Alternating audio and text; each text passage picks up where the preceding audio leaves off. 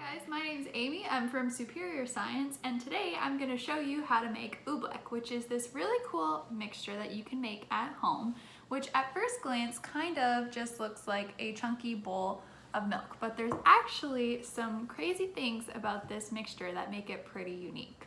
But before we dive into that, I'm just going to go over a couple things. So to start off, we're just going to be talking about the various stages of matter. But before we do, what is matter?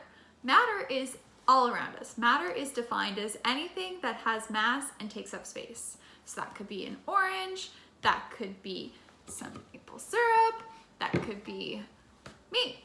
Everything around us is matter. And matter comes in three different types of states: solid, liquid, and gas. And now we're going to go over what makes something a solid versus a liquid. Solids have a definite shape and volume that isn't easily changed when compressed. So for instance, this orange, I can put pressure on it and it still maintains the same shape. Now, liquids, on the other hand, change their shape depending on its container. So I have a glass of water here, but when I change its container, it's the same liquid, but in a different container. And the properties we use to describe liquids are its temperature and its viscosity. Now, viscosity is a big word to basically say how much a fluid flows. If I take water and pour it into a bowl, you can see it flows quite easily. But if I do the same thing with maple syrup, can see it does not come out as easy. So when the viscosity of a liquid is determined by temperature, this is known as a Newtonian fluid. And an example of this is honey. So if we take some room temperature honey, it can flow very easily out of our container and even moves around in the bowl. But now, if I take honey that's been in the fridge for a while, then you can see it doesn't flow as easily. And this is because we've changed the temperature. Now, a non-Newtonian fluid is a fluid that viscosity is dependent not on temperature, but on pressure. So you've probably had this before where you're trying to get some ketchup out of your bottle and you're squeezing it, you're squeezing it, but nothing's coming out. But then if you bang the bottom of the bottle, suddenly the ketchup comes out.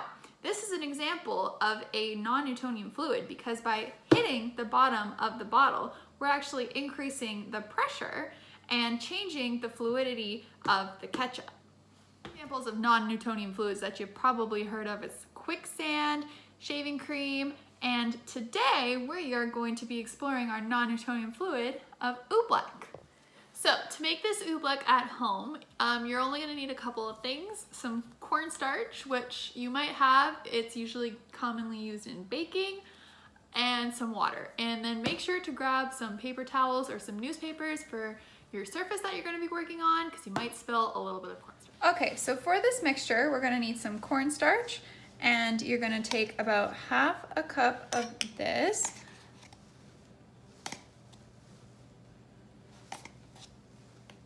That's about half a cup. Then we're going to take about 1/4 cup of water. And now this is the part where you kind of have to play with it and either add more water or cornstarch depending on the consistency. This took me a couple of tries the first time. Like, as you can see, it's a little too powdery, so we're gonna add a little bit more water and try and mix it again. A bit more. Oopsie. And then this is kind of the consistency that we're going for, which is like a slime consistency. And then at this point, you kind of want to ditch the spoon because it's gonna stick to it like that. And it's actually easier if you start mixing it with your hands. And then this is where we get to see the magic of Oobleck at work.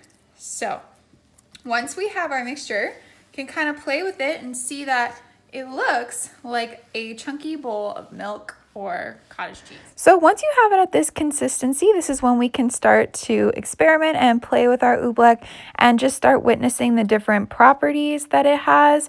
So as you can see, when you're applying pressure, I'm able to form it into a ball, and our oobleck is acting as a solid as it's maintaining its shape. But as soon as we stop applying this pressure, it acts as a liquid again and its fluidity increases.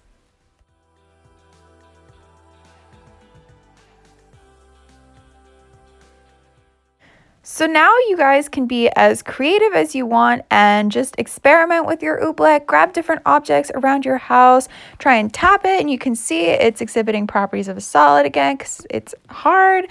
And you can just try different things. You can try throwing it in the bowl and witnessing the properties.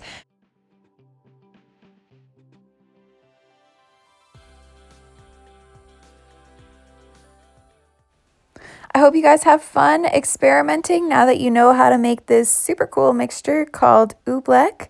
And thanks for watching. Bye.